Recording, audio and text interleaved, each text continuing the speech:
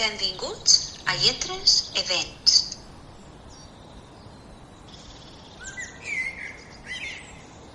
L'espai d'avui desenvoluparà un tema enigmàtic de la mà de l'il·lustre convidat que ara presentaré i que té un origen mitològic, no el nostre convidat, no referís a la temàtica d'avui, però que troba la seva màxima esplendor durant l'edat mitjana i que aconseguirà sobreviure gràcies a la literatura.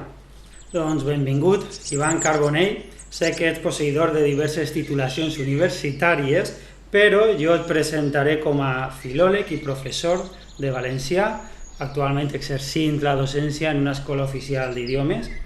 Tanmateix, molts dels qui ens estan escoltant et coneixeran com a responsable d'una extensa obra literària, entre la qual trobem exitosos títols com La paciència del Minotaure, La promesa del galès i l'últim que m'he llegit jo, La cançó del mag Merlí, i amb això anem introduint-nos ja en matèria. Efectivament, en primer lloc estic encantat d'estar així amb tu i amb els teus oients. Tu m'has presentat com a professor, com a escriptor, però a mi m'agradaria presentar-me com a amic personal teu des dels nostres temps a Irlanda. I és la raó per la qual estic així i per la qual vull compartir amb els nostres oients històries interessantíssimes referides a, com tu molt bé has dit, la mitologia. També he d'afegir que ets membre del Centre d'Estudis Contestants. Efectivament, tinc una gran vinculació amb Cocentaina i amb la comarca del Comtat i a la revista del Centre d'Estudis Contestants, el Berri, he publicat diversos articles sobre bruixeria i tradicions esotèriques del Comtat i la cultura popular d'aquella comarca tan meravellosa que tant m'estime. I a la penombra d'un cantó de l'estança on estem gravant, trobem el segon convidat, fumant pacientment una pipa i bevent una copa de conyac, Nacho Moral, que és també filòleg i professor de valencià. Nacho, espero que m'ajudes a conduir el difícil programa d'avui. Sí, t'ajudaré a guiar el podcast i a aprendre del que ens conta Ivan. Ivan, vens a introduir-nos en un món desaparegut, riquíssim en simbolisme, però que encara perviu a les pàgines de la literatura. Què hauria sigut del bestiari medieval si la literatura i la iconografia no hagueren mantingut la flama? Caram, ho dius molt bé i ho dius d'una forma molt literària, però també hem de dir que no només la literatura i la iconografia, com molt bé has dit, han mantingut aquestes bèsties del bestiari, sinó també la cultura popular. Poso un exemple. Fa uns dies, quan preparava aquesta intervenció amb tu, vaig rebre un missatge del nostre amic Nacho. I aquell missatge era precisament un unicorn. I m'agradaria que els nostres oients imaginaren quin tipus d'imatge em va enviar. Era un mem d'un unicorn que es movia. I com es movia aquell unicorn? Doncs era un cavall blanc, tenia una banya i una espècie d'aura de color de l'arc-iris, l'arc de Sant Martí, el seguia i la banya s'il·luminava. Sí? Doncs en aquell mem que m'enviava Nacho Moral, el misteriós Nacho Moral, tenim així reunits els elements de l'unicorn. I això ha perviscut des de l'edat mitjana, com molt bé has dit abans, fins a l'actualitat. L'unicorn, dirien, ha fet possible esta il·lustre reunió. En part sí, i clar, com a excusa serveix molt bé per il·lustrar diversos elements de la cultura que han previscut a través d'aquest personatge mitològic i protagonista del bestiari, que és l'unicorn. I de fet, si ens remuntem a l'origen d'aquesta bèstia mitològica, ens anem a les arrels de la cultura. Perquè poques persones que envien aquests memes dels unicorns sospitaran que darrere d'aquesta imatge icònica de l'unicorn, i fins i tot s'ha popularitzat un unicorn que és com, no sé, un salvavides, no? D'aixòs que es tiren a les piscines. Doncs aquesta imatge mitològica és molt més antiga i té unes arrels molt més profundes del que no ens pensem, no? Per exemple, si et pregunto jo a tu, quan creus que comencem a tindre notícies de l'unicorn? Probablement ens hauríem de remuntar a la mitologia grecollatina, no? Doncs, efectivament, com eres una persona de gran cultura, sap perfectament que les fonts gregues i llatines ja comencen a parlar d'aquest tipus d'animal. Però més que en la mitologia, hem de parlar dels llibres que pretenien ser llibres d'història natural. Per exemple, un llibre que farà èxit absolut en l'edat mitjana és el Physiologus. I en aquest Physiologus ja tenim alguns dels elements que després faran fortuna en la literatura medieval aprofitant la figura de l'unicorn. Este Physiologus incorpora moltes històries d'un unicorn i ja el dota de diversos elements com serà la banya purificadora. A més, apareix també la versió cristiana. Este Physiologus està mesclat amb algunes històries cristianes i ja comença a tindre aquesta pàtina de cristianisme que després s'utilitzaria. Perquè per a què dimoni servia el bestiari? El bestiari servia sobretot per a la predicació. Es posaven exemples de bèsties i aquestes bèsties després es donava un contingut o un significat religiós. Aquesta és la forma en què l'unicorn comença a evolucionar. Però si ens remetem a l'origen, l'unicorn avui el concebem com una bèstia fantàstica positiva. És un animal que tots els xiquets... Nosaltres tenim una amiga, Helena, que la seva filla el que vol és un unicorn per al seu aniversari perquè té una imatge molt positiva de l'unicorn, sí? Però en les fonts antigues l'unicorn no té aquest significat positiu. Al contrari, té un de molt diferent. I aquest missatge, aquesta visió de l'unicorn anirà evolucionant fins a l'actualitat. Com ho farà? Això és el que intentarem explicar breument en el programa d'avui. Per què dic que antigament l'unicorn tenia un significat negatiu? Si anem a les fonts antigues, tenim una història d'un unicorn que apareix en un llibre oriental, el Barlam i Josafat. En aquesta història apareix l'unicorn perseguint a un home. Eixe unicorn representa el mal. De manera que en aquesta història antiga, oriental, l'unicorn té totes les connotacions negatives. Com ha evolucionat fins a l'actualitat per a que tingui una visió tan positiva i ser un flotador de piscina decorat amb l'art de Sant Martí? Doncs aquesta és l'evolució que a través dels segles l'unicorn com a animal mitològic s'anirà revestint de diversos elements. Curiosa evolució.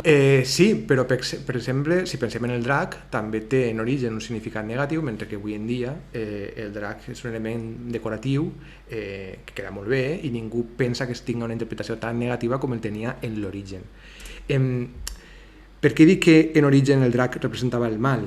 Perquè a més se'l lligava amb un altre animal, un animal al qual l'unicorn escorxava, que és l'elefant.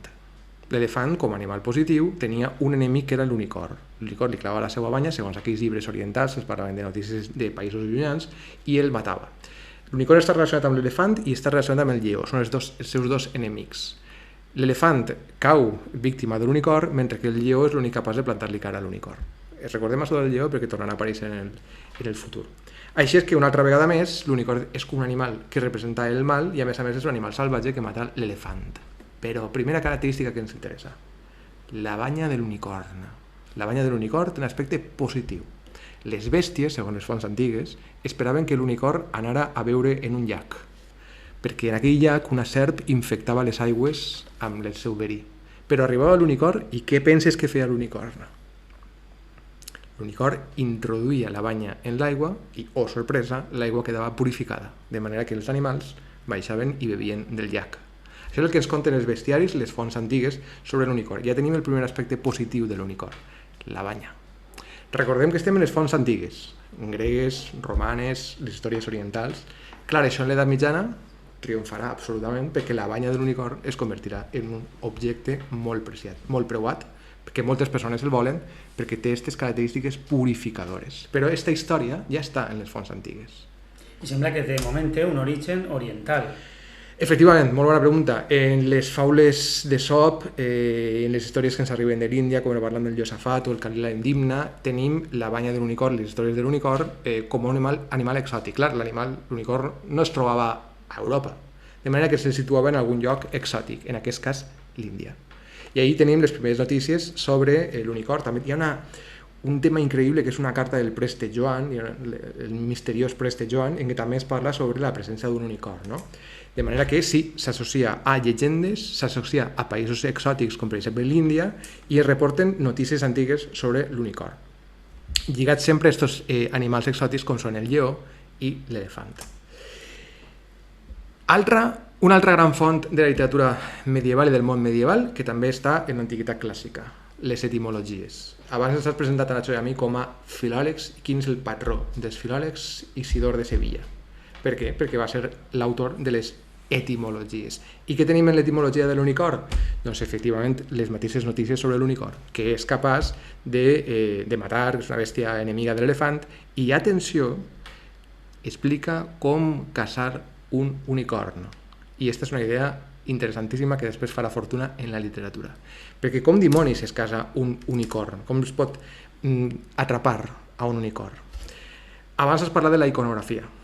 En moltes imatges trobem una dona amb un unicorn als seus peus que diposita el seu cap al ventre d'aquesta dona. Esta és la imatge clàssica de l'unicorn.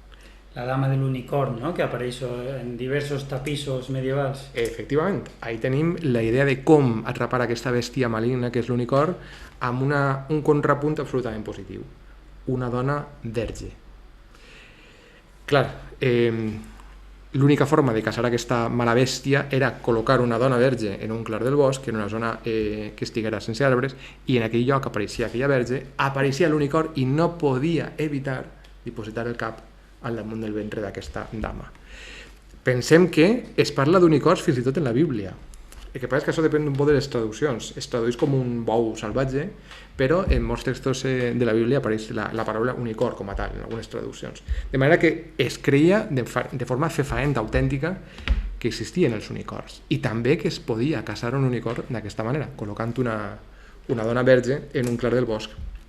I així es podia caçar aquesta bèstia mitològica que era l'unicorn. Hem parlat de les fonts antigues gregues, acabem d'esmentar la Bíblia, hem parlat de les etimologies. Fixem-nos quants textos estan donant-nos carta de credibilitat a aquesta bèstia. Molt bé. Després també tenim un llibre meravellós que és la Legenda Áurea, la llegenda daurada de Jacobo da Barazze, Jacobo de la Vorágine en castellà. És un gran recull d'hagiografies, vides de sants. I així tenim històries de sants també relacionades amb unicorns. És a dir, que tenim sants de la cristiandat vinculats a la caça de l'unicorn o a la presència de l'unicorn, etc. I l'altre gran text que hauríem d'esmentar abans de parlar d'iconografia o llocs en què trobem unicorns són els bestiaris. T'he portat perquè es veges el bestiari català, editat per els nostres clàssics, en què tenim les entrades sobre l'unicorn i sobre altres bèsties mitològiques. En aquests bestiaris medievals s'arrepleguen la definició d'aquestes bèsties i a més se li dona un significat positiu, una lectura cristiana. L'unicorn representa la maldat, però se'l caça d'aquesta forma, bla, bla, bla. Cada bèstia té un significat positiu i que s'explica des del punt de vista de la religió. Per tant, ja tenim l'animal definit a través de les fonts, tenim aquesta característica de la banya com a purificadora i això farà fortuna en els bestiaris. T'he portat aquests bestiaris perquè els fulletges, però n'hi ha molts. Per exemple, tenim un bestiari molt famós que és el bestiari d'Aberdeen, de 1220, en què també apareix l'unicorn i es donen notícies en tots els textos amb les mateixes característiques de l'unicorn. I arribem a un bestiari molt important. Fixem-nos en parlar del bestiari català que tens a les mans, en parlar del bestiari d'Aberdeen i després hi ha un bestiari francès, el Bestiaire d'amour de Richard de Fournival, 1252. Què tenim així? Així tenim un unicorn que apareix representat com a l'amor cortès, la fina amors, és a dir, l'amor dels trobadors. Dels trobadors que tant parlem Nacho, Elena i jo sobre el teatre dels trobadors, doncs així tenim una altra vegada la figura de l'unicorn, però ara vinculada a l'amor cortès. Així és que teníem aquí un unicorn que representava la maldat en les fonts antigues, que després tenia un significat cristià perquè se'l feia compatible amb la religió cristiana, i ara el tenim representant l'amor cortès, la fina amor. A partir d'aquest bestiari de Richard de Fournival, l'unicorn apareixerà com a símbol de l'amor cortès. Ja veiem com va evolucionar la figura de l'unicorn d'un ser maligne que matava elefants a un animal cada vegada més positiu. A què ajuda aquesta evolució? Molt senzill, la presència de la dama. Aquella dama que ajudava a caçar-lo, què representarà per a l'amor cortès? Doncs efectivament, l'objectiu de la fina amors, que és conquerir una dama. Així és que el nostre unicorn va guanyant en aspectes i en significats positius conforme avancen els segles. I el tenim col·locat dins del món de l'amor cortès. Ivan, ens estàs parlant d'un món on amb freqüència allò sobrenatural està irrompent en la vida quotidiana. És un món on cràters i escletxes condueixen al purgatori, coves a l'inframón i on els fantasmes del paganisme reapareixen. No és tan insòlit creure en aquestes coses si visquerem en aquella època i en aquell món. Correcte, perquè el món medieval és supersticiós perquè creu que aquestes bèsties existeixen. És a dir, és compatible amb la seva visió. Perfectament compatible. Es creu en el purgatori i es creu que es pot arribar al purgatori a través d'una cova que hi ha en una illa d'Irlanda. Sense anar més lluny, avui dia n'hi ha gent que creu en el Yeti. Correcte. No sé si és comparable.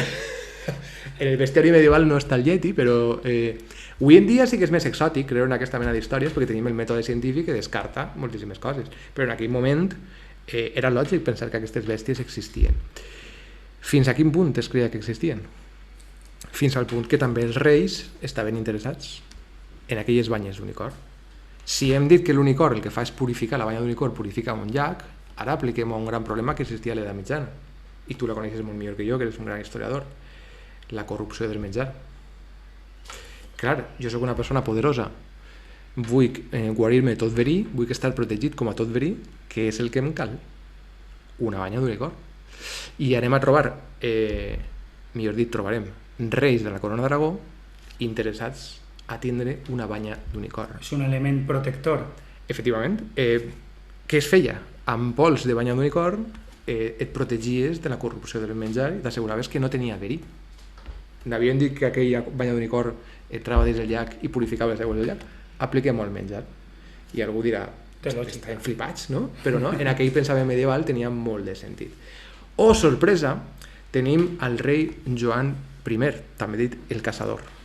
El coneixeran molt bé alguns dels nostres oients perquè és el rei, l'amor del qual inspira el gran llibre de Bernat Metge, Lo Somni. Sí? Doncs aquest Joan, el Caçador, demanava i va intentar fer-se, i ho aconseguí, amb una suposada banya d'unicorn. Per què? Doncs molt senzill. Aquell home havia patit, millor dit la seva esposa, diversos avortaments. Per tant, estava convençut de les propietats negatives de la vida, dels menjars, dels efectes negatius sobre la salut, i ell volia una protecció. Què millor que una banya d'unicorn? Aleshores tenim documentació que ens demostra que Joan, el Caçador, com explica Vicent Baidal, aquesta informació no me la puc atribuir a mi ni molt menys, sinó que això ho explica molt millor Vicent Baidal en un article, va fer mans i mànegues per aconseguir una banya d'unicorn que el protegira en els seus menjars. No és l'únic. Un altre rei, Alfons el Magnànim, també li demanà per carta a la reina Maria que li tornara la seva banya d'unicorn, que se l'estimava moltíssim, perquè aquella banya el protegia de tots els mals i la volia amb ell. És més, va donar instruccions a un servent seu per aconseguir quedar-se amb un unicorn venal a la ciutat de Venècia, que es veu que estava en venda, algú venia un unicorn i el nostre Alfons el Magnànim va dir això ho vull per a mi, i va enviar a un dels seus servents a fer-se amb aquella bèstia, no? d'unicorn. Imaginem-nos fins a quin punt era valorat l'unicorn. És a dir, que sí, com molt bé has preguntat, la gent creia en aquestes coses. Era lògic i compatible amb el món medieval, perquè fixem-nos quantes veus autoritzades havien parlat de l'unicorn, les etimologies, les històries de sants, la legenda àurea, etc etc. I donava lloc a un tràfic comercial de mercaderies insòlites i fraudulentes. Clar, però creien en això, i no només això, sinó que aquella banya d'unicorn que demanava Joan el Caçador, si no m'equivoque, estava en una tomba d'un cavaller, és a dir, com un element ornamental de la seva tomba, etc. N'hi havia una altra banya d'unicorn a Roncesvalls, un lloc mític per aquell moment, per la presència de Carlemany, etc. De manera que, clar, que existia un tràfic il·legal d'aquesta mena d'objectes que creien que tenien un poder. És exactament igual que les espases de poder, les espases de virtut, que és un tema que tu coneixes molt bé, de les espases medievals. La gent, els poderosos volien fer-se amb espases de virtut. Això ho explica molt bé Martí de Riquer. Doncs així tenim el mateix, aconseguir una banya d'unicorn. És el que explica que hi ha banyes d'unicorn per diversos llocs, que alguns comentaré, perquè el meu amic Nacho i jo hem vist banyes d'unicorns arreu d'Europa, d'acord? Però efectivament això existeix en els museus. I no només això, també hi havia llibres de cuina que explicaven com cuinar un unicorn. Concretament un manuscrit que està a Londres, a la British Library, que és un llibre de cuina de Geoffrey Fuel, de mitjan segle XIV, que explica pas per pas com cuinar un unicorn. És més, amb imatges insòlites de com cuinar un unicorn.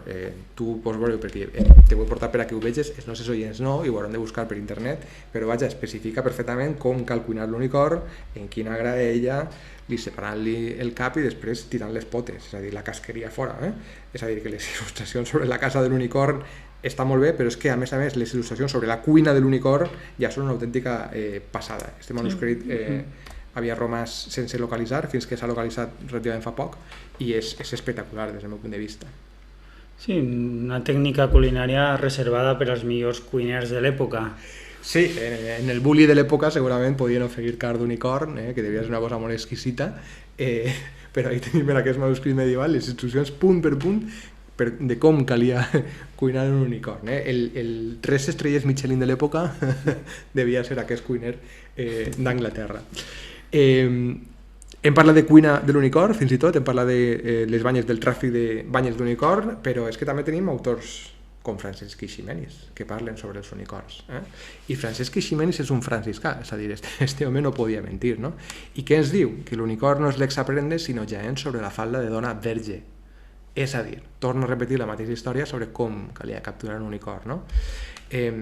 De manera que una altra vegada un autor religiós dona carta de credibilitat a l'existència dels unicorns. I al principi d'aquest programa has parlat molt bé de la literatura. Joan Roís de Corella, el nostre gran autor del final del segle XV, també utilitzaria, i també era un religiós, era mestre en teologia, també utilitzaria el tema de l'unicorn en la seva obra literària, no? Lo cor de l'unicorn, la seva divina potència, etc. Això apareix en els textos de Joan Roís de Corella. De manera que utilitza com a metàfora l'unicorn perquè està en la iconografia, en el pensament col·lectiu medieval, no? Fins on arriba aquesta tradició de l'unicorn, de la seva banya i de com cal caçar-lo? Doncs fins al Renaixement. O misteri, el nostre famosíssim Leonardo da Vinci, en el seu bestiari, continua donant carta de credibilitat al nostre unicorn, perquè la creença en els unicorns arribarà fins al segle XVII. De manera que en el Renaixement continua produint-se aquest gust per l'unicorn, ja veiem que no com un animal negatiu, sinó cada vegada més amb significats positius. I clar, si jo pregunte quins són els grans 5 renaixentistes? Leonardo?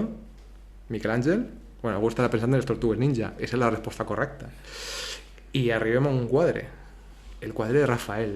Els nostres oients el poden buscar mentre jo ho dic, és la dama amb unicorn. I fixem-nos així perquè aquest quadre és molt interessant. Com apareix, tu que el tens davant perquè te l'he portat, l'unicorn i la dama? Fixa't en quina postura està l'unicorn. Com si fora el xiquet. Jesús, em recorda a mi. Bé, que acabes de dir, és un sacrilegi molt gran, però molt bé. Tenim una dona que el que està és agafant l'unicorn com una bèstia perfectament domesticada. I a més, l'unicorn, veus que s'ha reduït molt en les seues dimensions? És com un xiquet xicotet. És com un gatet. Correcte. Preciós. Doncs ahí tenim a Rafael, el gran pintor, que després donaria pas a les escoles prerafaelites en el segle XIX, que l'admirarien moltíssim, amb l'unicorn, i fixa't on està l'unicorn, al ventre de la dama. És a dir, tornen a repetir-se els mateixos elements i estem en el Renaixement, en 1506, que és quan es fa aquest quadre de Rafael, no? Així és que tenim l'unicorn domesticat present en les obres dels renaixentistes. Fixem-nos quina és la llarguíssima tradició de l'unicorn. Sí, diguem-ne que ara ja s'ha desvirtuat molt. La seva maldat ha quedat absolutament abolida, perquè ara està en mans d'una dona perfectament pintada que l'última cosa que fa és patir per la presència d'un unicorn. Al contrari, el té perfectament domesticat, no és que el tinga ja al seu ventre, és que el té fins i tot arreplicat amb els seus braços. Aquesta pintura ja es demostra que la figura de l'unicorn ha evolucionat de forma molt positiva a través del temps, i això explica ja que en l'actualitat ens hagi arribat una imatge tan positiva de l'unicorn, no? Però clar, no només s'ha perpetuat a través de la història de l'art dels renaixentistes, un tema molt apassionant. L'unicorn s'ha perpetuat en l'heràldica. Per què? Doncs perquè hi ha un país molt interessant que té en l'unicorn el seu símbol. Si jo ara pregunte quin és l'animal que representa a Escòcia, els nostres oients segurament dirien el monstre del llac Ness. Però el símbol d'Escòcia no és el monstre del llac Ness. El símbol d'Escòcia és l'unicorn. Però ara et sotmetré, Pau, a un exercici de visió. Vull que t'expliques als nostres oients com apareix l'unicorn en aquest escut que representa la Gran Bretanya, tenint clar que l'unicorn representa Escòcia. Nacho, m'hauràs d'ajudar? Com apareix? Subjectant l'escut. Molt bé. De la mateixa manera que el lleó. Molt bé. El lleó, que està a l'altre costat de l'escut, en posició rampant a dues potes i amb una cadena que li recorre el cos. Has dit un element que m'interessa moltíssim. Has dit que està just enfront del lleó, no? Al principi hem vist que l'unicorn es representava en els bestiaris lligats a 2 animals, l'elefant i el lleó.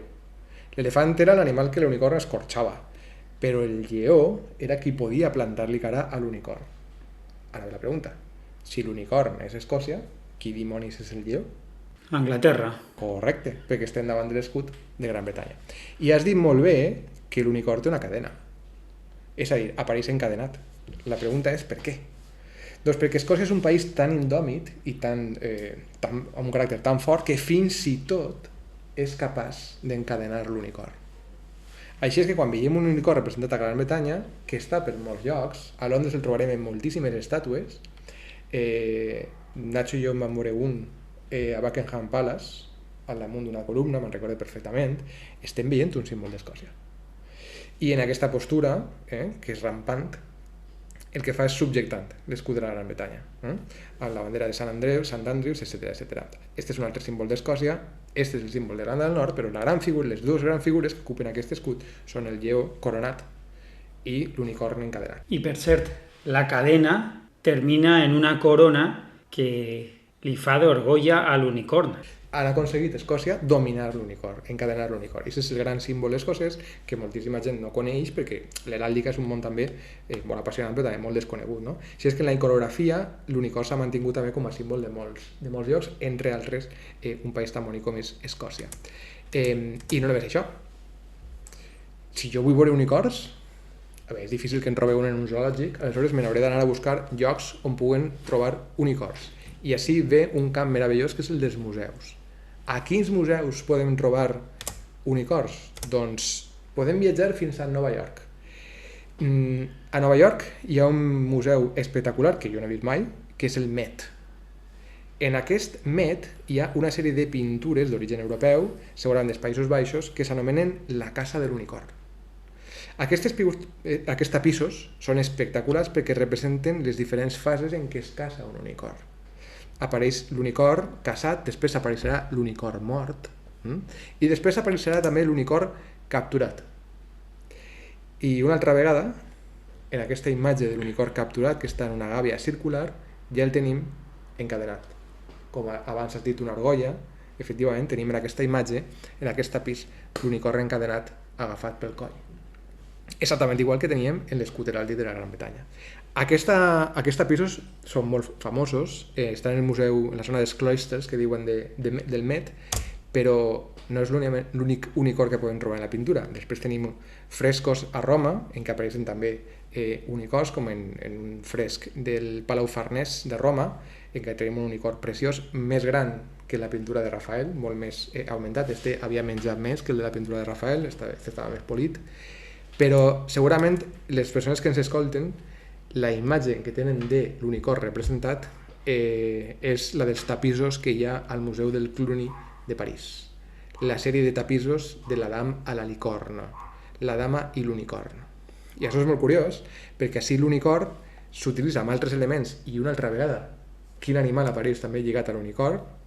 El lleó, correcte. Una altra vegada. I després tenim altres animals, com són el conill, i després tenim un gos, etc. També tenim una cabra, un boc i diversos conills que es repeteixen en els tapissos. I una altra vegada tenim la imatge de l'unicorn lligada a una dama. En aquest cas, la dama s'ha documentat qui era la destinatària d'aquests tapissos, etc. Però el que resulta molt interessant és veure com se la vincula amb l'unicorn. En un dels tapissos, la dama apareix subjectant l'unicorn, però quina part de l'unicorn? La seva banya. Fixem-nos, què representa aquest tapís? Representa un dels sentits, el tacte. Cadascun dels tapissos de la dama i l'unicorn representen diferents sentits.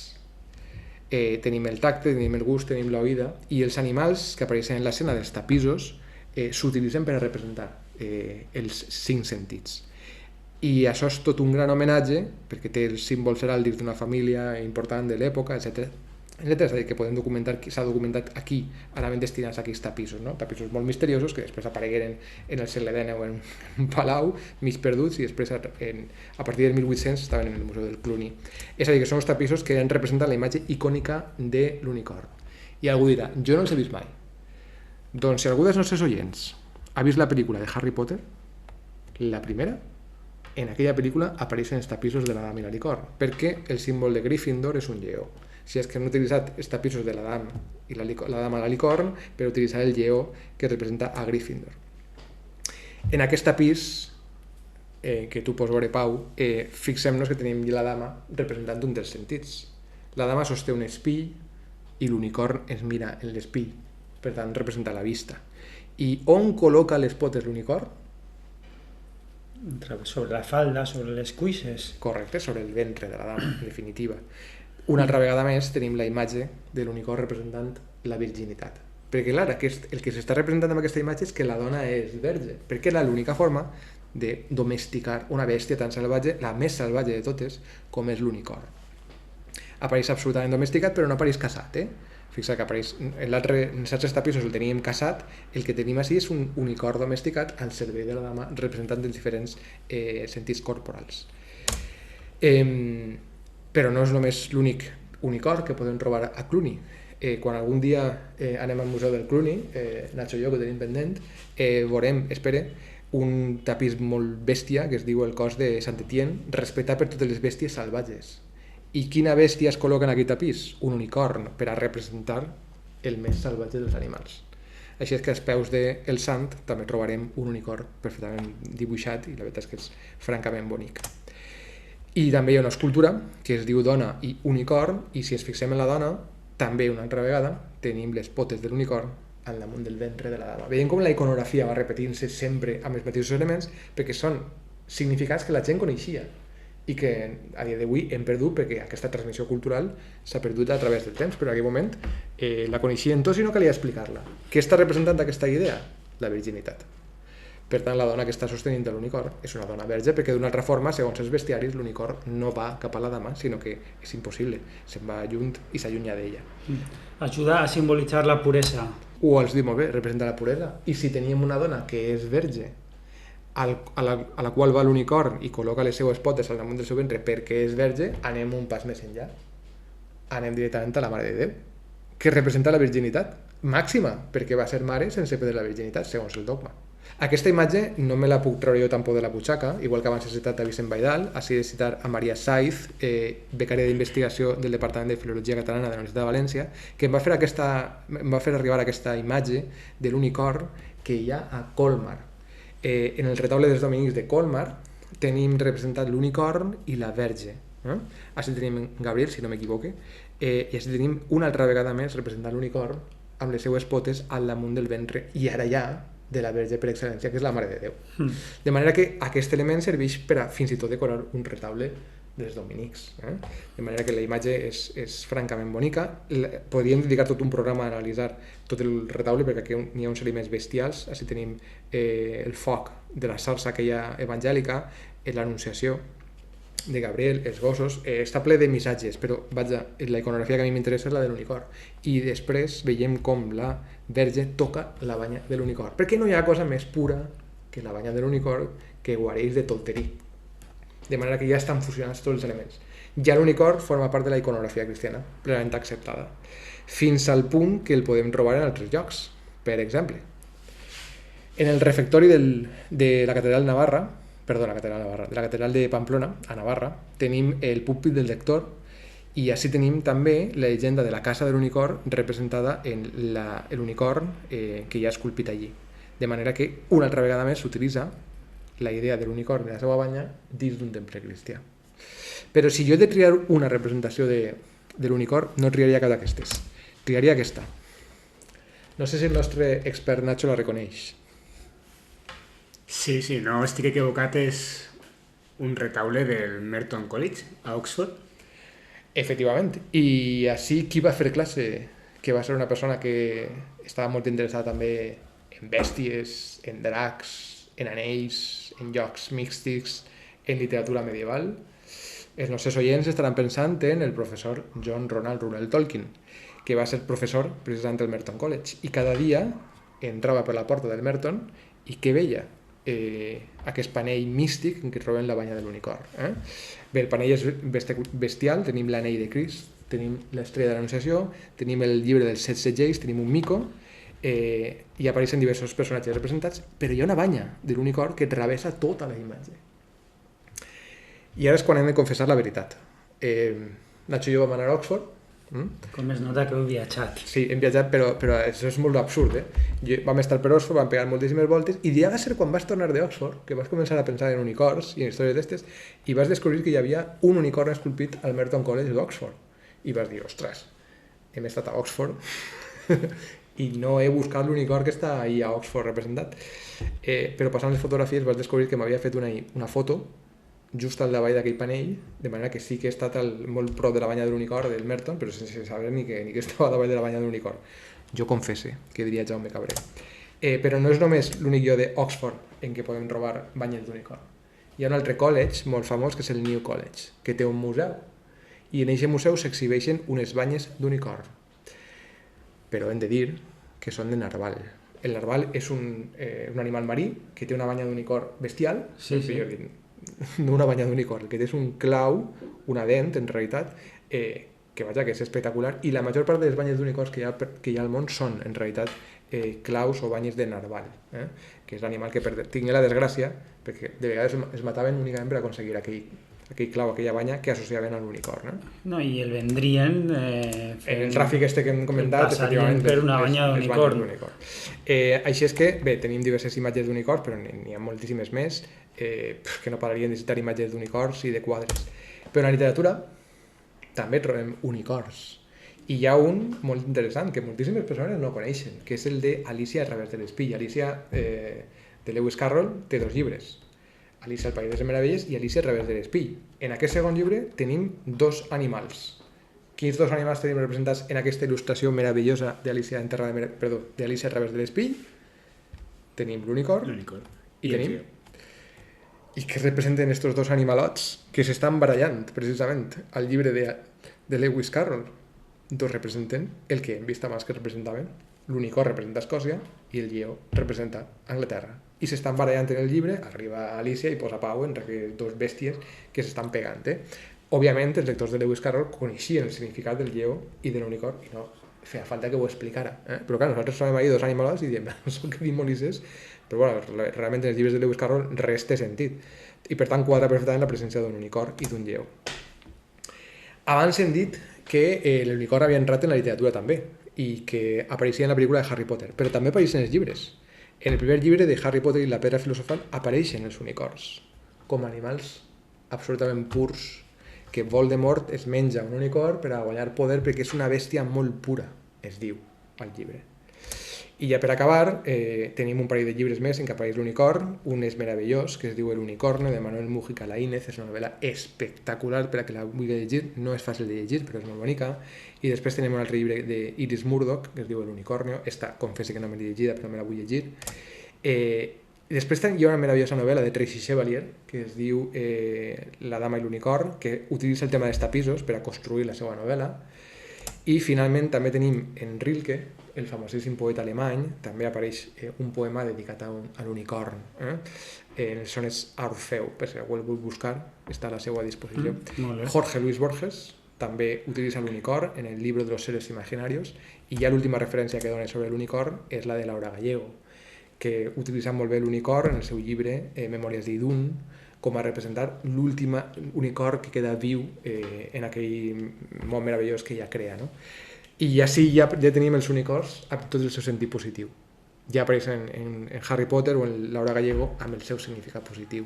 Hem vist a l'origen que no era tan positiu, però veiem com ha evolucionat, com s'ha mantingut a través de la iconografia, com arriba a les esglésies i finalment com apareix en la literatura contemporània com un animal absolutament positiu.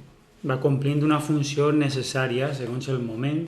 Va revestint-se de significats, va utilitzant-se cada vegada per a predicar, per a representar com a motiu pictòric, i fixem-nos com arriba el nostre imaginari col·lectiu amb aquella imatge que hem vist del flotador de l'unicorn, que tots els xiquets volen un unicorn en sa casa. Doncs aquesta evolució no és una evolució casual, sinó a través del temps, a través de moltíssimes fonts, a través de moltíssims llibres i de tot un programa iconogràfic que la gent comprenia, però que ja ens ha arribat avui en dia desvirtuat i amb uns nous significats. A mi, abans d'acabar aquesta dissertació sobre els unicorns que ens ha fet Ivan, m'agradaria preguntar-li d'on li ve la passió per aquest ésser mitològic i quan va començar a investigar tan profusament sobre el tema.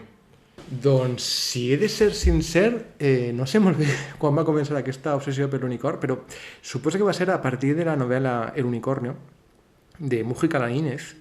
Jo ja coneixia diversos elements del tema de l'unicorn, de la dama a la licor, els tapissos, ja m'havia interessat per això, però va ser a partir d'aquella novel·la que vaig començar a pensar quines eren les fonts de l'unicorn, perquè sabia que en el bestiari estava, I conforme més pensava en això, més unicorns m'anava robant en la història de la literatura, en la història de l'art, i cada vegada m'interessava més. Però no va ser per un motiu que jo recorde nítid, perquè fins i tot això va ser anar a Oxford i quan després de tornar a Oxford va ser quan vaig pensar que hi havia una banya d'unicorn que jo no havia vist, o sigui que no estava tan obsessionat amb els unicorns en aquella època. Jo crec que va ser a partir de la lectura que vaig fer durant el confinament. Així és que quan les persones pensen que el confinament no tenia res de positiu, va ser molt tràgic perquè va morir molta gent, però sí que és veritat que com que no podíem fer moltes coses, una de les coses útils que podíem fer era llegir. Molta gent va llegir molts llibres durant el confinament. Les llibreries en xarxa agraïren molt les compres de molta gent i jo vaig aprofitar per llegir llibres i un dels llibres que vaig llegir va ser El unicornio, de Mujica Lainez, i suposo que va ser a partir d'ahir que vaig començar a pensar en unicorns de forma més obsessiva. Ivan, tal com ens havies promès, crec que ara ens espera una altra bèstia tan o més famosa que el propi unicorn, el drac, que, com tots sabem, ha donat molt de joc a la literatura actual. Té un origen també asiàtic, potser? Molt bona pregunta. L'origen del drac és un misteri perquè apareixen moltes iconografies i moltes tradicions. De fet, hi ha 3 tradicions que podem mesclar per a la presència del drac. Però abans d'explicar-les, m'agradaria tornar als nostres oients a una imatge que tots coneixen, que és la del drac en l'actualitat. Si pensem en el drac en l'actualitat, fins i tot hi ha unes pel·lícules que tu segur que has vist, perquè t'agraden molt d'aquestes pel·lícules, que és Com entrenar a tu dragón. No l'he vista. Aquestes pel·lícules de tipus infantil que busca un públic molt juvenil, òbviament, i que estan molt ben fetes. Fixem-nos que tenim el drac perfectament assumit, com a animal domèstic que es pot domesticar i es pot entrenar, sí? Sí, tal com li passa a l'unicorn, torna a banalitzar-se una d'aquestes criatures. Perfectament assumida en el nostre imaginari col·lectiu d'avui en dia, amb un significat també positiu, perquè el drac en aquestes pel·lícules apareix com un animal entranyable i adorable. Qui no vol tindre un drac en sa casa després de veure una pel·lícula d'aquestes? Per tant, tenim el mateix element que vam veure ja amb el tema de l'unicorn, que és el drac assumit en el nostre pensament, però amb un significat molt diferent del que tenia en origen. Però clar, quins són els atributs que en origen tenia el drac? I això és una cosa que m'encanta explicar. Quins atributs hem d'associar a un drac en l'època de l'edat mitjana i també anterior? Hem d'associar al drac amb una cova. L'hem d'associar amb un tresor que custodia el drac. I a més, no hem de descartar que entre aquests atributs també hi hagi la custòdia d'una dona. I a més hem de pensar que és un animal agressiu. Tots aquests elements que acabo de dir són molt diferents a la imatge del drac que tenim en l'actualitat. Com s'ha produït aquesta evolució del drac en el nostre pensament fins a desvirtuar-lo d'aquestes característiques medievals o que tenien en origen? És una història dels segles, una història d'evolució a través dels segles. Però aquests són els elements del drac. Cova, tresor, vigilància, dona custodiada i animal agressiu. Aquesta és la història del drac. M'has preguntat abans quin és l'origen del drac. Doncs no, jo no soc ningú per a dir-ho, però Victoria Cirlot ho diu molt bé en el preàmbul del drac en la cultura medieval. I diu que conflueixen 3 civilitzacions en la idea del drac. La germànica, el món grecorromà i el món eclesiàstic. Per tant, aquestes 3 idees són nuclears i interessaran moltíssim. La germànica, per què? Quins elements de la cultura germànica, que per cert tu coneixes molt bé perquè tu parles alemany en la intimitat, i coneixes molt bé la literatura alemanya. Si parlem de la gran literatura alemanya medieval, hem de pensar en el cant dels Nibelungs.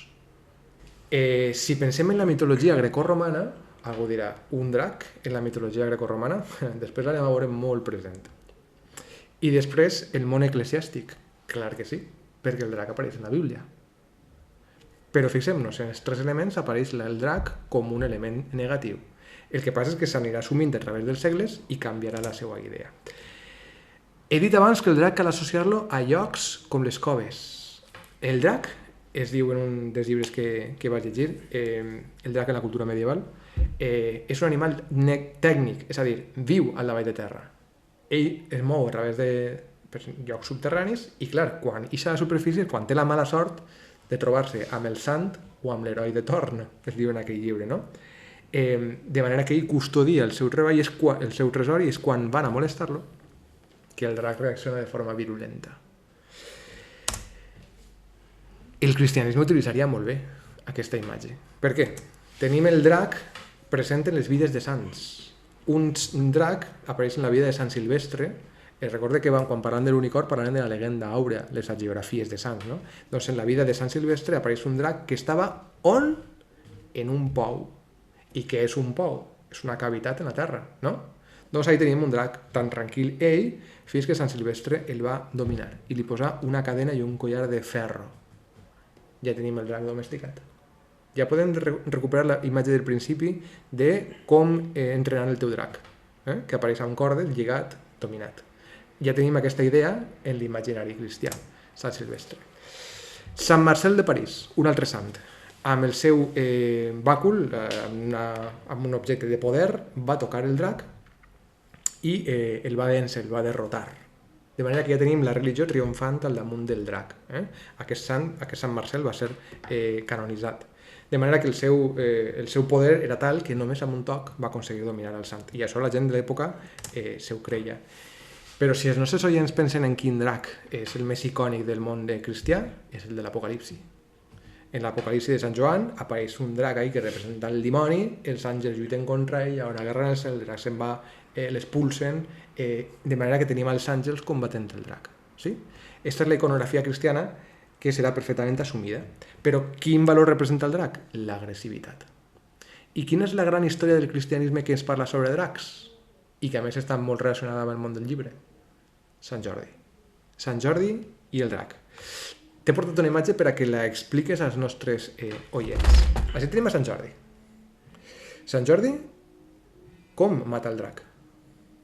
Amb una llança, Correcte. una llança de junyir, com Molt bé. si estiguera investint a un altre cavaller, Perfecte. i té una dama al darrere, que l'està salvant Correcte. d'aquest perill. Sant Jordi mata un drac que està al davant d'una dona i per tant suposa que és l'obstacle i a més que és en aquesta pintura que tenim de fons. Una cova, una altra vegada, sí. Ja tenim els elements del drac present en aquesta imatge. Però clar, aquesta història de Sant Jordi, aquesta geografia de Sant Jordi, que per cert no va existir mai, s'escriu sobre una altra història. I és la història de Perseu i Andròmeda. Perseu mata la bèstia, salva la dona, mata una gran bèstia. Perseu és el mateix que matarà a Medusa. De manera que este Perseu anava repartint estopa tot el que podia i més. En les històries de Perseu mata una gran bèstia, una dona encadenada la salva i també mata la Medusa. És un gran decapitador. Correcte. I quin és el gran campió de la cristiandat que ocuparà aquest espai? Sant Jordi. De fet, Sant Jordi és el patró de Barcelona, és el patró d'Anglaterra, Sant George, també de Geòrgia, en definitiva, és el gran sant de la cristiandat. Però aquesta història de Sant Jordi s'escriu, com explica molt bé el professor Joan Borja, a Sona Moviment i jo, s'escriu sobre les històries mitològiques de la tradició que s'havien mantingut. I el gran heroi havia sigut Perseu i ara serà Sant Jordi. De manera que, abans m'has preguntat d'on neix el drac, de la confluència de diverses civilitzacions. Així tenim la mescla entre el cristianisme i la civilització grecorromana. Clar, si el drac representa l'agressivitat, la força, el perill, no? També s'utilitzarà en el món de l'heràldica. Cada dia, els funcionaris públics de la Generalitat, de la Conselleria d'Educació, tenim un drac en els nostres fulls que utilitzem per al nostre dia a dia. Perquè el drac està present en un escut que tots els nostres oients coneixen. L'escut amb les armes de Jaume I. Compte, Jaume I no va ser qui va instituir aquest escut. Aquest escut l'instituiria el rei Pere el Cerimoniós, però són les armes de Jaume I. I el que tenim és una cimera alada coronada per un drac. De manera que el drac s'incorpora en la iconografia també de la corona d'Aragó. I també Sant Jordi, la història de Sant Jordi. De fet, Sant Jordi és un dels símbols de les Corts Valencianes. Hi ha 3 símbols, un és Sant Jordi. De manera que el drac el tenim perfectament ja integrat en el nostre món, fins i tot en la corona d'Aragó, en la nostra heràldica. Llegendes sobre dracs, en el món medieval n'hi ha moltíssimes. Per exemple, es conta que Pere el Gran es va enfrontar a un drac al Canigó. Hi ha un llac a Banyoles, que molts oients coneixeran, també associat a un drac. Hi ha una llegenda preciosa, que és la de la roca de Sant Celoni, en què també tenim un drac. I després tenim a l'església del Patriarca de València un drac, a més està penjat ahir dins de l'església, bé, a l'entrada de l'església, i també tenim un lloc preciós a Manacor, que són les coves del drac. Fixem-nos com tenim d'interioritzat el drac en les nostres llegendes, en el nostre patrimoni i també en llocs naturals.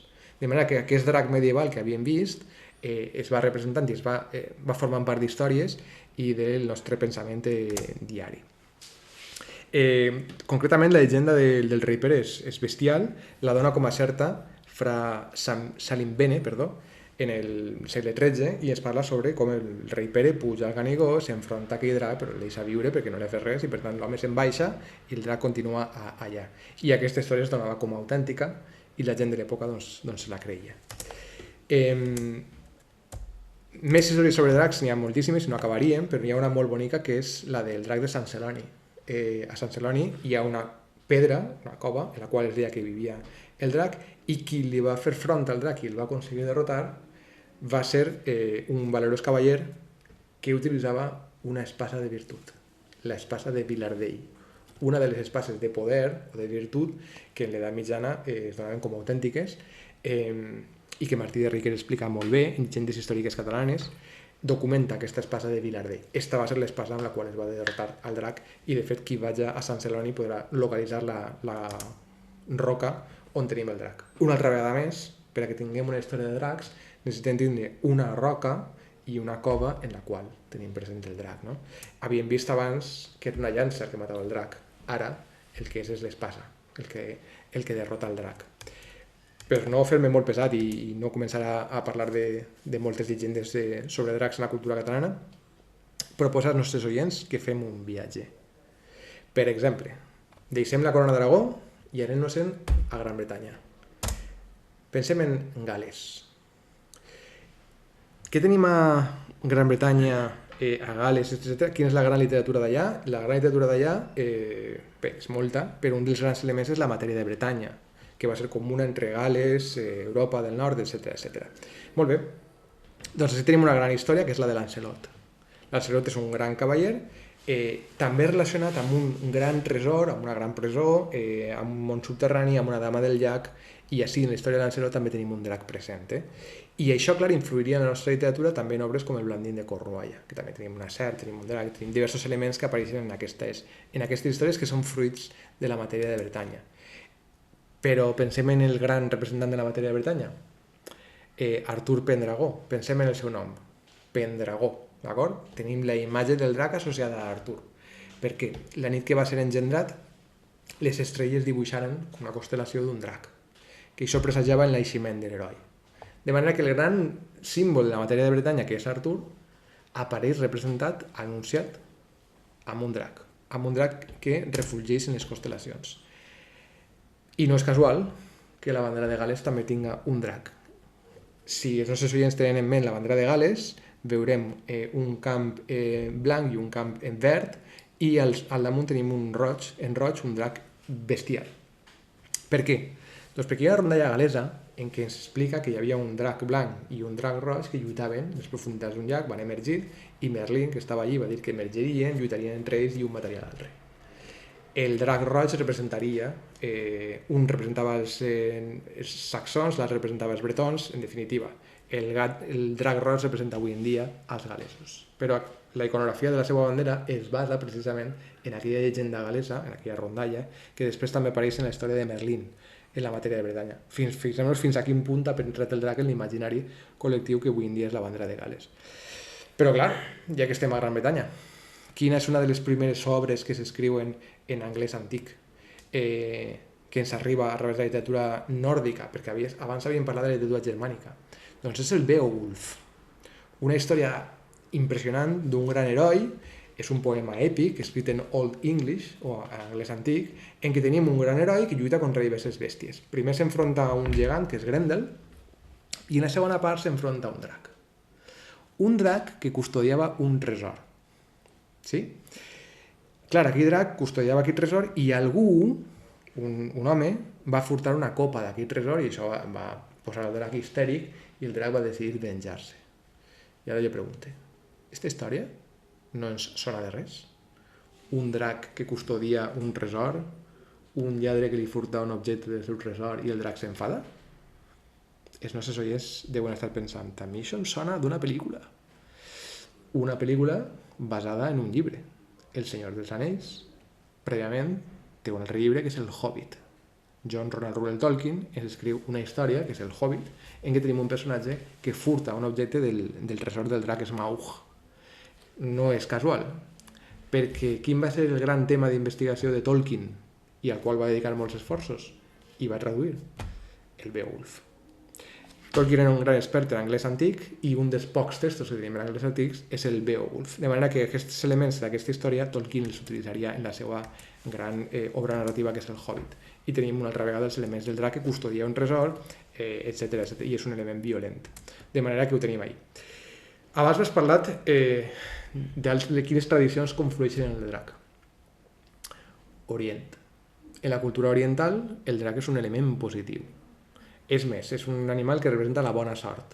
Per això en moltíssims restaurants xinesos tenim dracs representats, perquè és un element molt present en la seva cultura. Clar, nosaltres ens vam criar amb una sèrie de dibuixos animats magnífica que TV3 va fer molt popular, que era Bola de Drac. I quan aconseguien reunir-se totes les boles del drac, el drac el que permetia era complir un desig, no? Què tenim així?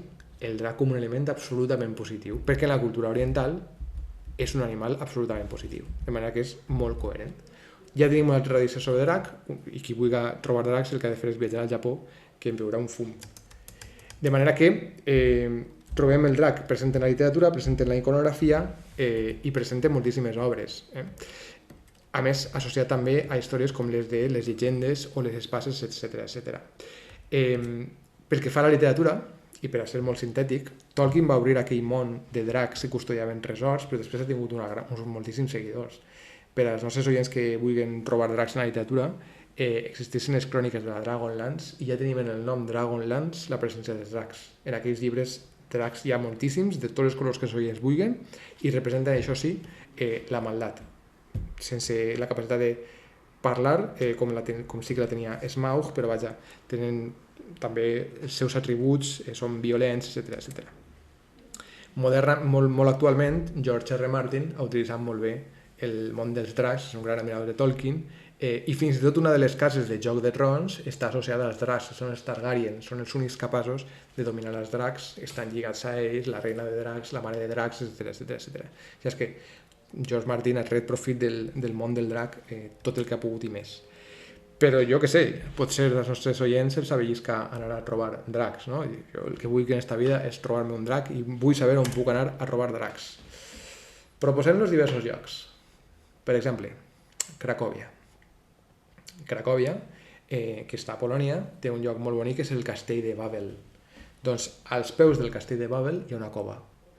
I una llegenda local situava allí un drac que vivia en aquella cova.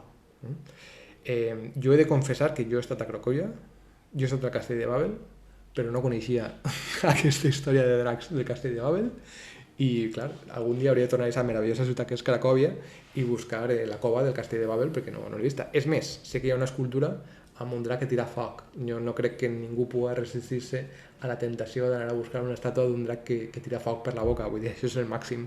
Així és que em tocarà anar allí.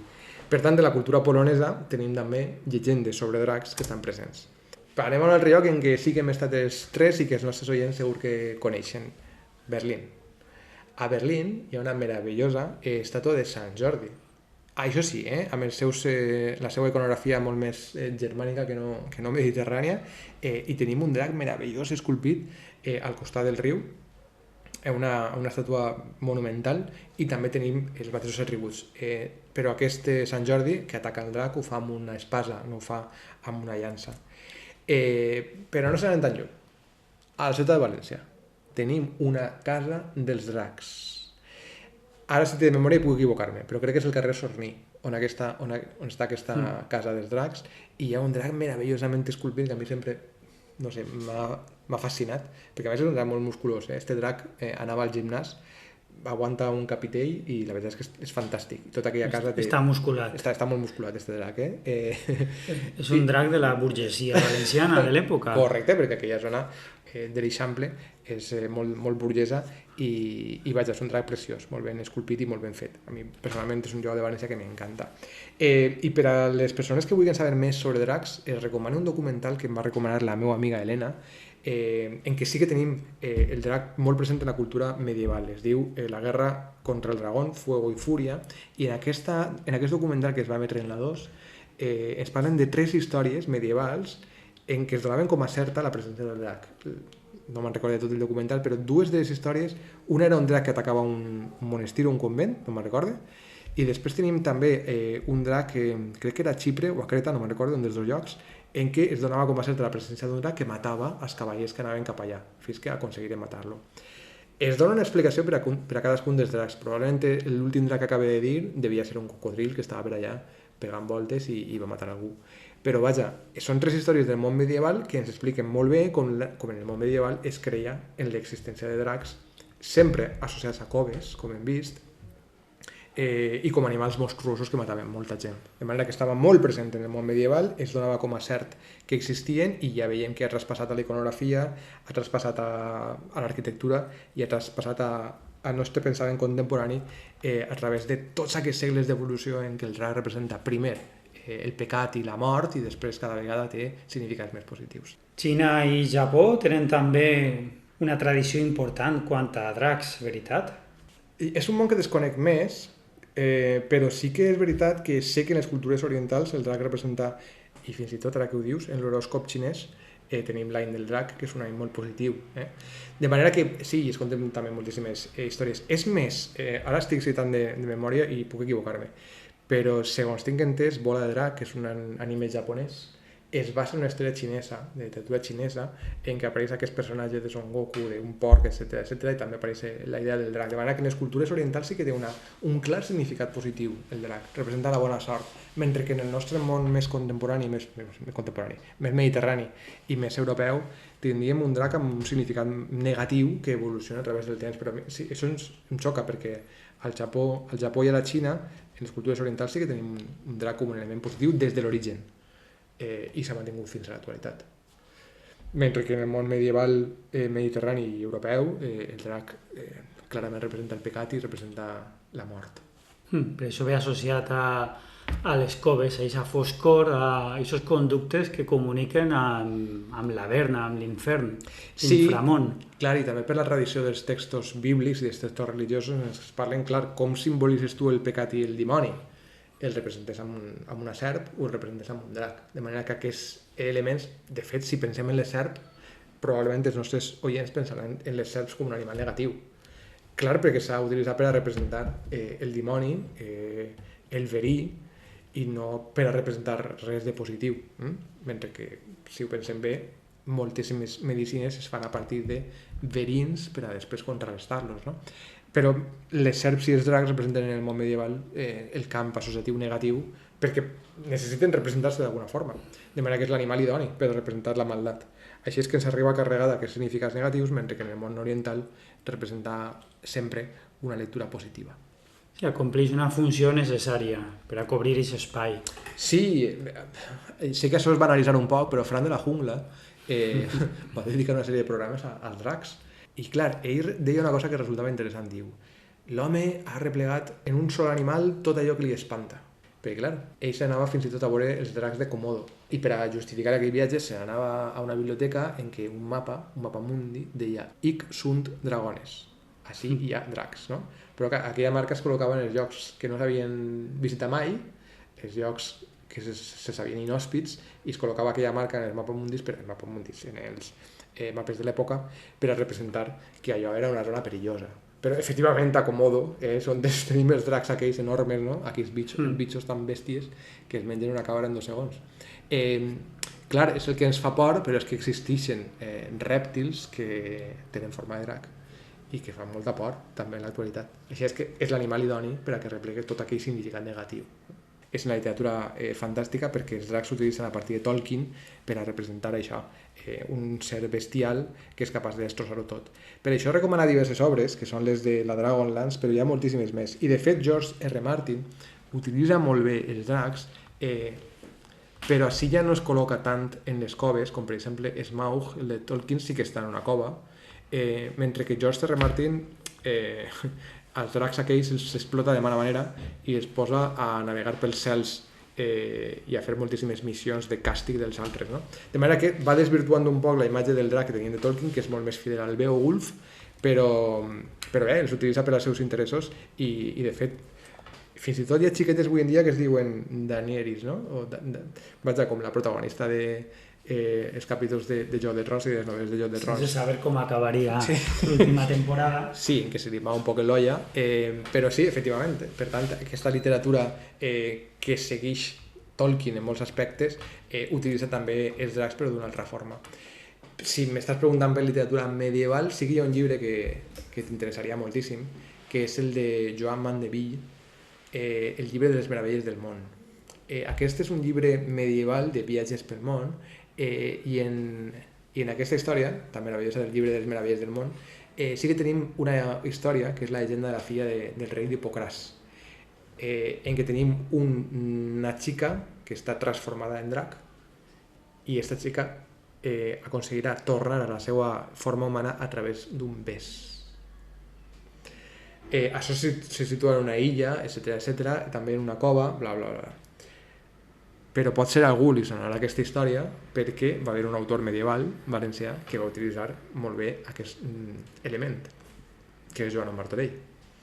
En el Tirano Blanc trobarem la història del cavaller Perseus, que per atzar acaba en una illa remota sent parlar d'un animal molt bèstia, un drac que hi havia en una cova i que només es podia vèncer a través del bes. Perseus se'n va a aquella cova, resisteix la por, besa la criatura i la criatura es transforma en donzella. La coincidència amb la història de Joan Mandeville no és casualitat. Joan Martorell el que va fer va ser afusellar el llibre de les meravelles del món i va copiar aquest capítol literalment per incorporar-lo al seu Tirano Blanc. És a dir, que també en la gran obra de literatura catalana medieval, escrita per un valencià, el Tirano Blanc, podem trobar també un drac.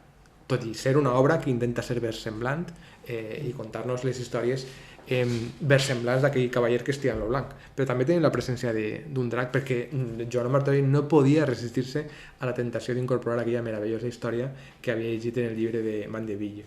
Així és que literatura hi ha molta, literatura medieval, literatura actual en què podem trobar els dracs i moltíssimes històries de sants en què també podem trobar la presència de dracs.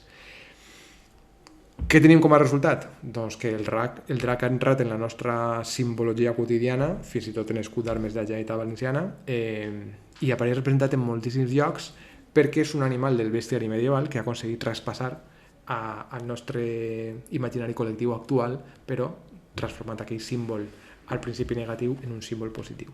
Ivan, aquest rat penat que corona l'escut de la ciutat de València té el seu origen en el drac de l'escut de la corona d'Aragó? Efectivament, la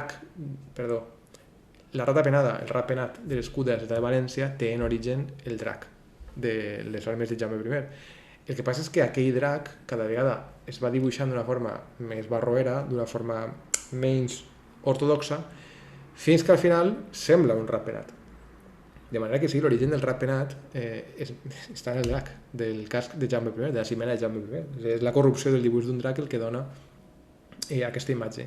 Com a anèdota, et diré que hi havia un gran autor d'Altea, Francesc Martínez, que donava una altra explicació molt divertida, que és que aquell drac que apareix en la cimera de Jaume I era Alcerrac, el gran capdí que li plantà cara a Jaume I. I Alcerrac, el drac, i aleshores ell va associar aquells dos mots que s'assemblaven tant al drac i per això pensava que era l'origen.